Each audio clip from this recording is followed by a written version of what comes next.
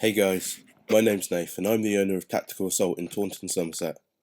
I was having a look around and I noticed there's not much on the new Nuprol Delta Pioneers, so I thought, why not make a mini-series? We're starting today with a quick unboxing and general review, but I'll be going more in depth later, stripping down the gearbox, talking about upgrade options and seeing what these rifles are really about. These only came into the UK a couple of months ago and they're already proving really popular as an entry-level rifle. There are 7 variations in the Delta Pioneer range: M4 SD, the SOP mod, the Jackal in 7-inch, Recon 10-inch, and the Nomad, which comes in 7, 10, and 13-inch versions. They're available in black with tan FDE furniture, or two-tone blue. So, no dodgy paint jobs and no rifles turning up stuck to the packaging because the paint's still wet. I still can't believe some shops think that's acceptable, let alone charge you for it. Today, we're unboxing the Nomad 7-inch. In the box you'll find a clean and unjamming rod, instructions, which let's be honest, no one's going to read, a 20 round mid-cap magazine, a speed loader. Now these come with the Nomad series but not the others. Personally, I think Nuprol should have either included them or not chosen between the two. You also get the Nuprol patch,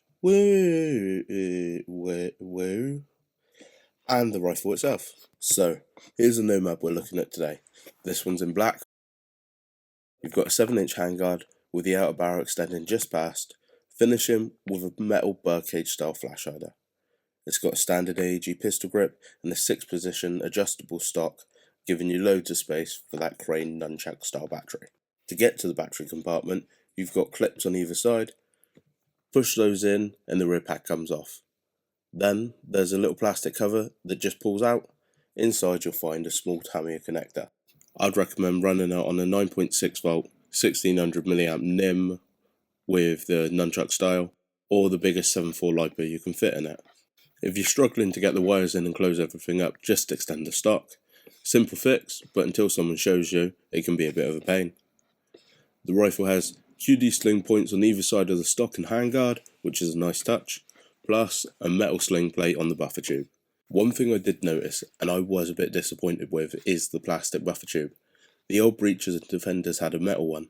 Yeah, I know I'm being picky, and it's cheap and easy to swap out, but I think Nuprol could have included a metal one and left the speed loader out if you ask me. You also get flip-up sights, decent enough for the price, but let's be honest, most of you will throw a red dot on immediately, and it has a flat top Picatinny rail, so plenty of options for mounting accessories. Then you've got your metal charging handle, but no bolt stop. The older models had one, but these you'll need to hold the charging handle back to adjust the hop. Going on to the hop, the Nomad comes fitted with a rotary hop unit, which is a big plus. The old Breachers and Defenders only got these right at the end, just before they were discontinued, which was really annoying. And the problem with that is when you buy one, unless you obviously talk to the store first or you're in store, you don't know what version you're going to get. So how does it perform? I tested one straight out of the box.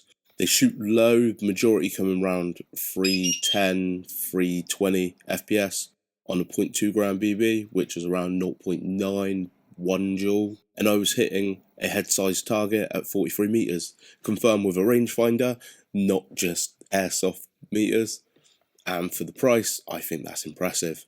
With a few small upgrades like your hot rubber, your nub, this could be a real solid platform. It takes standard M4 mags and I've tried loads. It's taken everything I've thrown at it so far, which again is a bonus in comparison to a lot of them on the market. It feels surprisingly solid for the price range. There's a bit of play between the buffer tube and the stock, but I've seen worse on rifles costing upwards of £350–400, and it's not exactly like a hard fix. Minimal movement between the receivers too, which is always good, but how long will they last? Honestly, it's too early to say. We've sold loads already and haven't had a single complaint, which is always a good sign.